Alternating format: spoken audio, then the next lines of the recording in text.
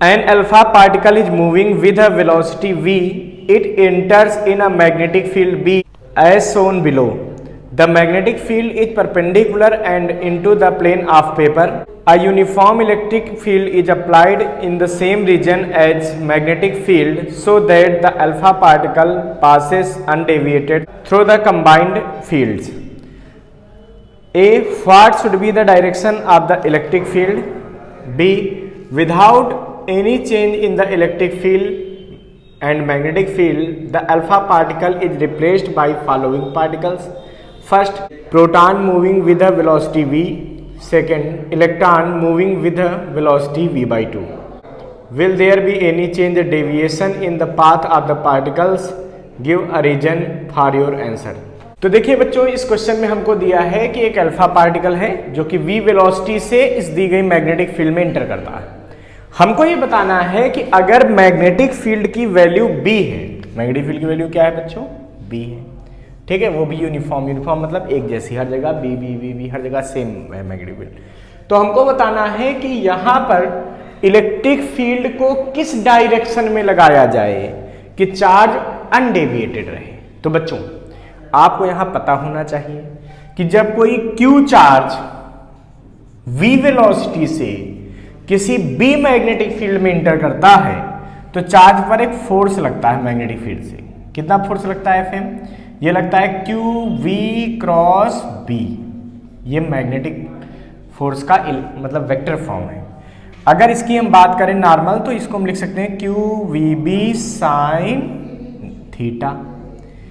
इस केस में बच्चों देखो मैग्नेटिक फील्ड कहाँ है? क्रॉस का मतलब अंदर की तरफ, ऐसे जैसे पेन का नोक देखो, ऐसे मैग्नेटिक फील्ड अंदर की तरफ, ठीक। चार्ज आ रहा है इस तरफ, देखो ऐसे आ रहा था, ऐसे सीधा, तो चार्ज ऐसे आ रहा, मैग्नेटिक फील्ड अंदर है, तो दोनों के बीच एंगल कितना बनेगा भाई? देखो चार्ज ऐसे जा रहा, चार्ज ऐसे जा रहा, मैग्नेटिक फील्ड अंदर, तो कितना एंगल बनना है? 90 डिग्री। कितना बनना बच्चों? ये 90 डिग्री। तो 90 डिग्री पे चार्ज आ रहा, मतलब थीटा तो 90 हो गया। जब थीटा 90 हो गया तो इस समय मैग्नेटिक फोर्स कितना लगेगा बताओ? ये लगेगा q v b sine 90, sine 90 की वैल्यू 1, तो Fm कितना आ गया? ये आ गया q v b। ये मैग्नेटिक फोर्स लगेगा उस पर। ये फोर्स बच्चों किधर लगेगा? तो निकालने के लिए, डायरेक्शन निकालने के लिए फोर्स की क्या, तो हम लोग क्या कर सकते हैं बच्चों?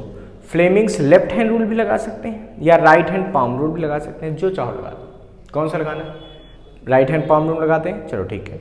बच्चों देखो इस पाम रूल में बताता है फिंगर मैग्नेटिक फील्ड को रिप्रेजेंट करें। फिंगर किसको रिप्रेजेंट करें? मैग्नेटिक फील्ड को। ये जो थंब है, ये थंब रिप्रेजेंट करे direction of motion of charge को। तो इसकी जो पाम है ये रिप्रेजेंट करती है फोर्स को। पाम किसको रिप्रेजेंट करती है? फोर्स को। देखो मैग्नेटिक फील्ड कहाँ है बच्चों?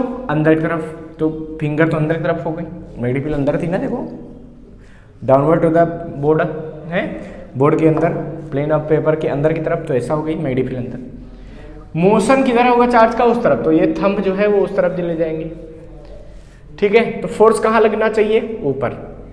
देखो बच्चों ये बहुत गलती होती है, तो इसमें करना ये होता है इसको लगाने के लिए, जैसे मैग्नेटिक फील्ड की डायरेक्शन अंदर मिल गई, तो इसके बाद फिर आप ऐसे 360 डिग्री में ऐसे घुमाइए हाथ को, मतलब मैग्नेटिक फील्ड अंदर है तो इसकी डायरेक्शन को अब आप चेंज मत कीजिए, इधर उधर करिए, थंब को ऐसा रखिए कि वो मोशन की डायरेक्शन में आ जाए चार्ज के, वो भी किसके? पॉजिटिव चार्ज के। तो फोर्स कहाँ लगेगा बच्चों? फोर्स लगेगा ऊपर की तरफ। फोर्स कहाँ लगेगा? ऊपर की तरफ। तो इसमें जो मैग्नेटिक फोर्स लग रहा था वो कहाँ लग रहा था? ऊपर की तरफ। हमसे पूछा जा रहा है कि यहाँ इलेक्ट्रिक फील्ड कितनी लगा दी, मतलब किस डायरेक्शन में लगाई जाए कि ये चार्ज अनडेविएटेड रहे। चार्ज को अगर हमको अनडेविएटेड रखना है, इसका क्या मतलब हुआ बच्चों? इसका मतलब ये हुआ कि हमको इस चार्ज पे लगने वाला नेट फोर्स 0 करना पड़ेगा, वरना ये फोर्स ऊपर लग रहा तो ये चार्ज ऊपर की तरफ मुड़ने लगे, धीरे धीरे ऊपर की तरफ चला जाएगा। हम चाहते नहीं ऊपर न जाए, सीधा सीधा चला जाए। इसके लिए जरूरी है कि जो मैग्नेटिक फोर्स है इसको कोई कैंसिल करे। तो कौन कैंसिल करेगा? इलेक्ट्रिक फोर्स कैंसिल करेगा। चूंकि ये पॉजिटिव चार्ज है, अल्फा पार्टिकल कैसे चार्ज होता है? पॉजिटिव। तो पॉजिटिव चार्ज पे हमको इलेक्ट्रिक फोर्स कहाँ चाहिए? नीचे।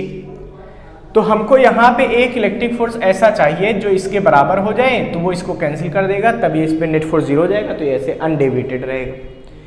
इसके लिए बच्चों क्या जरूरी हो गया कि हमको एक इलेक्ट्रिक फोर्स नीचे चाहिए, तो इलेक्ट्रिक फोर्स के लिए इलेक्ट्रिक फील्ड लगानी पड़ेगी। और याद रखो पॉजिटिव चार्ज पे फोर्स हमेशा इन द डायरेक्शन ऑफ फील्ड लगता है, मतलब जैसे फोर्स नीचे चाहिए तो इलेक्ट्रिक फील्ड भी नीचे लगा दो तो फोर्स नीचे लग जाएगा।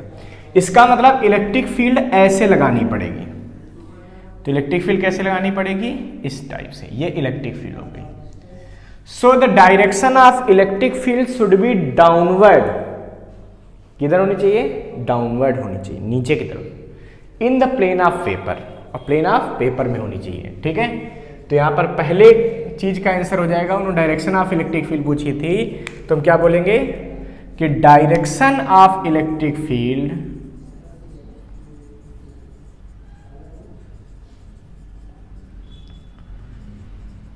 should be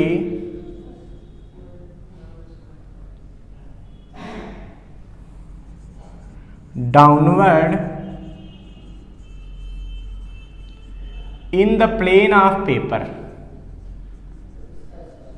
in the plane of paper, paper के प्लेन में नीचे की तरफ होना चाहिए। ठीक है, ये पहली चीज होगी। दूसरा बच्चों क्या पूछा गया है, बी का से फर्स्ट पार्ट देखो क्या पूछा गया है। अच्छा, बी के फर्स्ट पार्ट को करने से पहले अगर हमसे पूछ देते कि इलेक्ट्रिक फील्ड कितनी लगानी चाहिए, अगर बी मैग्नेटिक फील्ड होती तो इलेक्ट्रिक फील्ड कितनी लगाएं कि मैग्नेटिक फोर्स कैंसिल हो जाए, तो बच्चों इसके लिए क्या करना पड़ता, तो हम इलेक्ट्रिक फोर्स निकाल देते। इलेक्ट्रिक फोर्स कितना लगता है बताओ, इलेक्ट्रिक फोर्स लगता है बच्चों ई, क्या लगता है, मतलब Q charge into electric field Q E. तो अगर QE और QE भी बराबर हो जाता तो इस पे नेट फोर्स 0 हो जाता। भैया ये तो है, ये दोनों फोर्स बराबर हो जाए, यानी कि FE बराबर FM, तो FE की वैल्यू QE बराबर QVB, Q से Q काट दीजिए, तो V बराबर आ जाएगा E/B, तो V बराबर क्या आ जाएगा, E/B। इस टाइप से अगर वेलोसिटी होती, मतलब इलेक्ट्रिक फील्ड होती VB के बराबर, तो समझो वहाँ पे नेट फोर्स इस पे 0 बना रहता। ठीक है, उसके मैग्नीट्यूड को भी हम कैलकुलेट कर सकते हैं। अब फर्स्ट पार्ट में क्या कह रहे हैं कि अगर अल्फा पार्टिकल को रिप्लेस कर दिया जाए प्रोटॉन के साथ जिसकी वेलोसिटी v है। अब देखो बच्चों, प्रोटॉन आ गया, अगर अल्फा की जगह क्या आ जाए बच्चों, प्रोटॉन आ जाए, तो प्रोटॉन पे कितना चार्ज लगेगा, भाई अल्फा पे 2 इलेक्ट्रॉन का चार्ज होता था, प्रोटॉन पे केवल 1 इलेक्ट्रॉन का चार्ज होता है, तो प्रोटॉन पे चार्ज कितना हो जाएगा, E का, तो प्रोटॉन पे मैग्नेटिक फोर्स कितना लगेगा, सोचो, ऐसे लगता था QVB, तो प्रोटॉन पे कितना लगेगा, EVB। और अगर वहां पे E इलेक्ट्रिक फील्ड हमने लगाई थी, क्योंकि क्या है ना, इलेक्ट्रिक फील्ड और मैग्नेटिक फील्ड की वैल्यू और डायरेक्शन को कुछ भी को हम चेंज नहीं कर सकते, इसका मतलब वो कितना लगेगा, इलेक्ट्रिक फोर्स E। अब देखो बात को समझो, प्रोटॉन भी पॉजिटिव चार्ज है, तो प्रोटॉन पे भी यही राइट हैंड रूल लगाएंगे, मैग्नेटिक फील्ड अंदर, प्रोटॉन इधर जाएगा, फोर्स कहाँ लगेगा, ऊपर, प्रोटॉन पे फोर्स कहाँ लगेगा, ऊपर, तो मैग्नेटिक फोर्स ऊपर लगेगा, इलेक्ट्रिक फोर्स नीचे लगेगा क्योंकि पॉजिटिव है, तो इसलिए यहाँ पे कुछ ऐसा केस बन जाएगा अभी भी। ठीक है, तो चूंकि चार्ज से देखो इसका कोई मतलब नहीं, तो E बराबर VB, तो अगर हम वेलोसिटी को चेंज नहीं करेंगे तो इलेक्ट्रिक फोर्स और मैग्नेटिक फोर्स दोनों बराबर रहेंगे पॉजिटिव चार्ज के लिए। कोई भी पॉजिटिव चार्ज लगा दो, कुछ भी मैग्नीट्यूड का, Q चेंज कर दो, कोई फर्क नहीं पड़ता। क्यों, क्योंकि Q कट जाता है, जब हम बात करते हैं तो वहाँ पे Q नहीं रह जाता है फार्मूले में, बस केवल क्या बचता है, V बचता है, E बचता है। इन तीनों में से कुछ एक बदलोगे तो फोर्स की वैल्यू बदल जाएगी, तो ये जो अनडेविएटेड है चार्ज, इनमें डेविएशन आ जाएगा। इसका मतलब अगर प्रोटॉन यहाँ इंटर करेगा तो प्रोटॉन पे इलेक्ट्रिक फोर्स मैग्नेटिक फोर्स अभी भी बराबर होंगे। क्यों, क्योंकि केवल चार्ज बदला है, और चार्ज से नॉन डिफ्लेक्शन का कोई मतलब नहीं है। इसका मतलब अभी भी प्रोटॉन जो है वो अनडिफ्लेक्टेड रहेगा, वो अनडेविएटेड रहेगा, तो प्रोटॉन विल बी अनडेविएटेड। ठीक है, सेकेंड केस कह रहे हैं बच्चों, इलेक्ट्रॉन अगर इंटर करे। अब सोचो बच्चों, इलेक्ट्रॉन आया विद v/2 वेलोसिटी। अब यहां पे देखो, जैसे ही इलेक्ट्रॉन इंटर करेगा, तो जो फोर्स का हम लोग राइट हैंड रूल लगा रहे थे, मैग्नेटिक फील्ड अंदर, मोशन इधर, फोर्स कहाँ लगेगा, ऊपर। तो यहाँ जब निगेटिव चार्ज आ जाएगा फोर्स कहाँ लगेगा बच्चों, नीचे। उसका उल्टा हो जाता है, डायरेक्शन फोर्स की क्या हो जाती है, उल्टी। मतलब फॉर इलेक्ट्रॉन, ठीक है, यहाँ पर लिखेंगे फॉर इलेक्ट्रॉन, इलेक्ट्रॉन वेलोसिटी कितनी हो गई, v/2। तो देखो बच्चों, मैग्नेटिक फोर्स कहाँ लगेगा, नीचे। इलेक्ट्रॉन के लिए मैग्नेटिक फोर्स कहाँ लगेगा, नीचे लगेगा। कितना लगेगा, ev/2 b। क्या लगता था, qv भी लगता था, q की जगह क्या आ गया, e इलेक्ट्रॉन का चार्ज, v की जगह वेलोसिटी कितनी हो गई, v/2 और b। ठीक, इस पे इलेक्ट्रिक फोर्स कितना लगेगा, सोचो। इलेक्ट्रिक फील्ड नीचे है, तो इलेक्ट्रिक फील्ड का जो फोर्स लगता है वो किधर लगता है, निगेटिव चार्ज पे फोर्स इलेक्ट्रिक फील्ड हमेशा opposite to the direction of field लगाते हैं, ध्यान रखना। इलेक्ट्रिक फील्ड में पॉजिटिव चार्ज पे force in the direction of field लगता है और negative force opposite to the direction of field लगता है। मतलब इस पे जो फोर्स लगेगा इलेक्ट्रिक वाला वो ऊपर लगेगा, वो लगेगा ई। अब जरा सोचो, अगर तुम चाहोगे तो क्या ई EVB/2 के बराबर होगा, नहीं। क्यों, ई किसके बराबर था, EVB के। ये फोर्स कम हो गया, वेलोसिटी घटने से मैग्नेटिक फोर्स कम हो गया, इलेक्ट्रिक फोर्स उतना ही रहा जितना प्रोटॉन पे लग रहा था। प्रोटॉन वाले केस में जितना इलेक्ट्रिक फोर्स लग रहा था उतना ही अभी भी लग रहा, बस इलेक्ट्रॉन की वेलोसिटी घटाने से मैग्नेटिक फोर्स घट गया। और मैग्नेटिक फोर्स घट जाने से क्या हो गया बच्चों, कि यहाँ पे हमको पता चल रहा है कि इलेक्ट्रिक फोर्स ज्यादा हो गया है और मैग्नेटिक फोर्स कम हो गया, क्योंकि अपान/2 आ गया।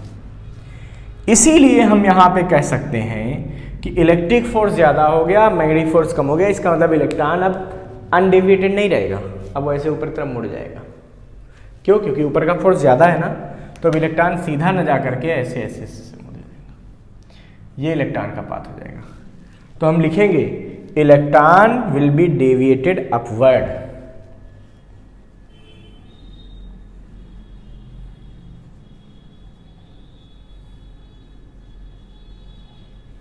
ठीक है, ये हमारा आंसर हो जाएगा। इसको फटाफट नोट कर लीजिए बच्चों।